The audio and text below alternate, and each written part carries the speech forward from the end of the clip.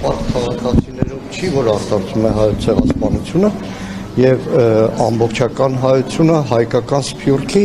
իրավունքների հարց է, արդարության վերատիրացման հարց է։ Միաժամանակ իշխանությունները այն չկպեղանքը թե ամեն երկիր շահով է առաջնորդում, այդ տրամաբանության շրջանակներում Հայաստանի Հանրապետությունը որևէ բան միջպետական հարաբերություն չպետք է հաստատի, քանի որ ցանկացած պետություն որևէ համագործակցություն Հայաստանի հետ իրականացնում է հաշվի առնելով նաև իր շահերը, որը նաև ձեռնտու է լինում Հայաստանի Հանրապետությանը։ Իսկ հայոց ցեղասպանության միջազգային ճանաչումը իրականում դա միայն հայ ժողովրդինը չէ, Հայաստանի Հանրապետությանը չէ։ Դա համամարտկային խնդիր է, որովհետև 20-րդ դարի առաջին ցեղասպանություն, որի ուսումնասիրությունը նաև հիմք է դրել Լեմկինի կողմից ցեղասպանություն, ջենոսիդ բառի եւ տերմինի ու հասկացության ամրագրմանը եւ այս առումով ցանկացած երկրում սա նաեւ այսպես ասեմ սեփական օրակարգ է եւ այն խուսանավումը, խուսափումը, որ այս իշխանություններն իրականացնում են հայոց ցեղասպանության միջազգային ճանաչման, որևէ կերպ համադրելի չեն նախորդ տասնամյակներում 2000-ականներին հատկապես հայոց ցեղասպանության միջազգային ճանաչման այն մեծ հաղթարշավի հետ, որն իրականացում էր Հայաստանի Հանրապետության արտաքին քաղաքականության եւ հայդատի գրասենյակների հանձնախմբերի դաշնակցության համահայկական կառույցի ջանքերով։ Ես պարբերաբար միշտ մեջբերում եմ թուրք հայտնի հրապարակախոս լրագրող հիմա մահացած Մեհմեդ Ալի Բիրանդի 2000-ականների մի հոդվածի վերնագիր, որը այդ ցեղասպանության ճանաչման գործընթացը ձևակերպել էր հայկական ցունամի ու դատապարտում էր իրեն իշխանություններին, որ այդ ցունամիի դեմը չեն կարողանում առնել եւ ոչ էլ կարող են առնել։ Եվ հայոց ցեղասպանության միջազգային ճանաչումը նաև այն գործիքներից մեկն է, որ Հայաստանի Հանրապետության արտաքին քաղաքականությունը շատ ավելի կարող է զորեղացնել։ Բայց այս իշխանությունները հայտարարել են նաև Արարատ Միրզոյանի բերանը, որ արտաքին քաղաքականության Հայաստանի գերակայություններից առաջնահերթություններից այլևս չի եւ նաև հայ հեղափոխական դաշնակցությունն էր մտահոգություն հայտնել, որ սահմանադրական փոփոխություններով հնարավոր է ընդհանրապես պահանջատիրության հարցը դուրս բերել օրակարգից։ Հեք, իրականում խոսքը վերաբերում է անկախության հռչակագրի հայտնի կետի, որ հետամուտ է Արևմտյան Հայաստանում եւ Օսմանյան Թուրքիայում հայոց ցեղասպանության միջազգային ճանաչմանը Հայաստանի Հանրապետությունը անկախության հռչակագրով։ Բայց ինչպես արդեն հայտարարվել է Դե տեսնենք, ապրենք, կտեսնենք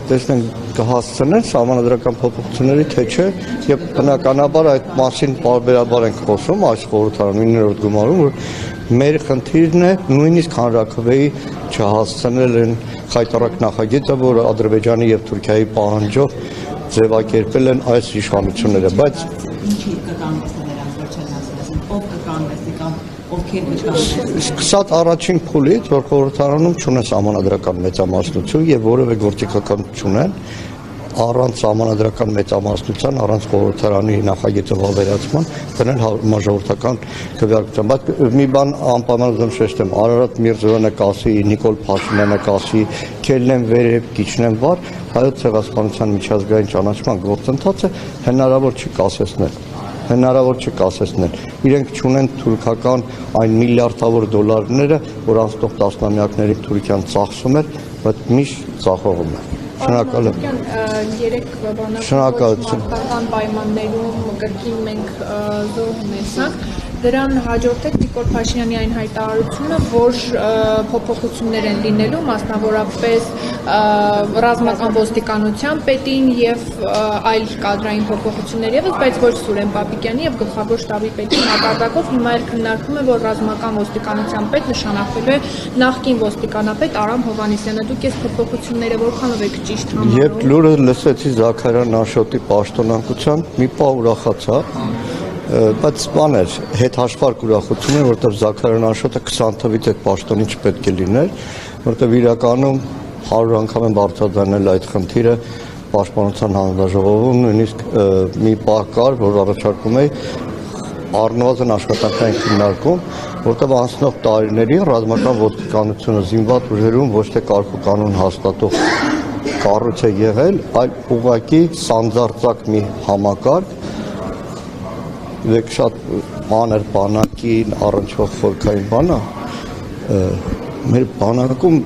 երբեք չի եղել, որ ռազմական ոստիկանություն ունենա այդ ձևի լիազորություն, հատկապես վերջին առնվազն 10-15 տարիներին, այսինքն հրամանատարից այն կողմ զորամասում որևէ մեկը չի կարող լինել։ Եղել են դեպքեր, որ նախարարության էլ մազանգել, այսինքն զինվոր ծեծել, ամենաամբարտավան ձևով խաղալ, բայց բանա, այս իշխանության պարագայում այսպես է, էլի, ասում մինչև չտեսնես վերջինը, չես իշի առաջինը։ Փաշինյանի աշխատաձևն է, էլի, այսինքն մարդկանց հանել, բայց կողքի չհեռացնել, կգա մի օր կնշանակենք պաշտոնը, բայց դա հարցի լուծումը չի։ Զինված ուժերում, նայեք, զինված ուժերում հարցի լուծումը դա չի։ Գլոբալ խորքային բան է։ Արմանուկյան, ձեր խմբակցությունում մասնավորապես դուք եք հնարավոր խմբակցության տեսակետը ասել, երեկվա միջադեպի ինչպես թեման ուրիշեր ձեռնպակում այդ թեմա խոսել, նայեք, բայց դուք վիրավորական որոշ նայեք,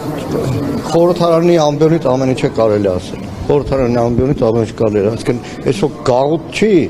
Ռուբեն Ռուբինյանը Պրագոն արիչացրել այդ ենթամշակույթի քարոզություն չեմ անում, ինչ կարելի ասել, ինչ 21 թիվն եմ հիշում, 21 թվի առաջին նիստերին այդպես էր, հիշում եմ մի ելույթին,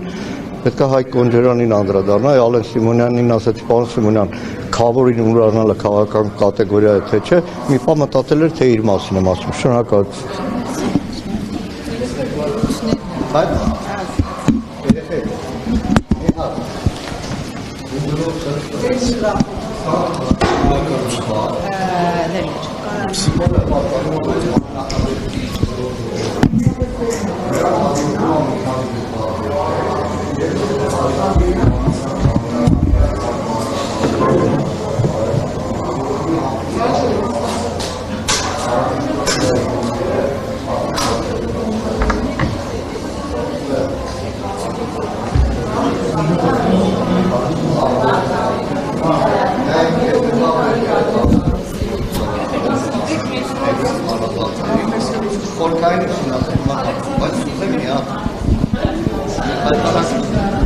Դեպք հիշեցնել 20 թվականի հունվարի առաջին օրերն էր Նիկոլ Փաշինյանը աննախադեպության իր հաղթարշավում մի ստատուսով հայտարարեց, որ աննախադեպ քիչ թվով զոհեր են եղել։ Եվ տեղ մի քննարկում սկսեց, բայց հանուն ճշմարտության պետք է արձանագրել, որ զոհերի թվով տարիներ են եղել, որ շատ ավելի քիչ զոհեր են զինված ուժերում եղել։ Եվ դրան ոնց որ այսպես ասեմ աչքով տալը էր կամ այդ չարությունից էր, դրան հաջորդեցին մի քանի դժվար դեպքեր։ Ձորներ գլորվել զինվորական մեքենային կան զոհեր, Արցախի պաշտպանության բանակում 1-2 դեպք, ու Նիկոլ Փաշինյանը պաշտոնանք արեց Արցախի հանրապետության պաշտպանության բանակի հրամանատար, դեռ 1 տարի պաշտոնավարած Կարեն Աբրամյանը։ Լոգ հասարակական այս տրամադրություններին հակուռ տալու համար։ Դրանից մի քանի ամիս հետո սկսվեց 44-օրյա պատերազմը։ Այսինքն 1 տարի պաշտոնավարած պաշտպանության բանակի հրամանատարին հանելը արդեն ինքնին աննախադեպ էր ու խայտարակ էր եւ բանակի կառավարման մակարդակի առումով այդ 2-3 տարին խոսում էին 19 թվականին փրփրած մի գիշերում մատ թափ տալով պաշտոնազրկեցին հիմա Բաքվի բանտում գտնվող Արցախի բանակի հրամանատար Լևոն Մնացականյանին 1 տարի հետո Կարեն Աբրամյանին եւ այդպես անպատրաստ նաեւ բերեցին զինված ուժերը 44-օրյա պատերազմ։ Պարոն Մանուկյան, բայց հիմա տեղեկություններ կա, որ պաշտպանության նախարարի հետ կապված այսպես պաշտոնանկության քննարկումներ են գնում, ուղղակի ասում են, որ փոխարինող տեղ չեն գտնում այդ քննարկումների մեջ։ Կգտնի, իր խորհրդականներից մենք Պապիկյանի վերաբերյալ։ Կգտնի, իրենք համար որակը կարևոր չի։ Բանը հրշեի ժամանակ խոսք արվում է, մեր պոլիպեդ լինի, բայց մերը լինի։ Շնորհակալ։ Փոփոխության Ալեն Սիմոնյան ապրանքների Այ մեկը գիտեմ ինքը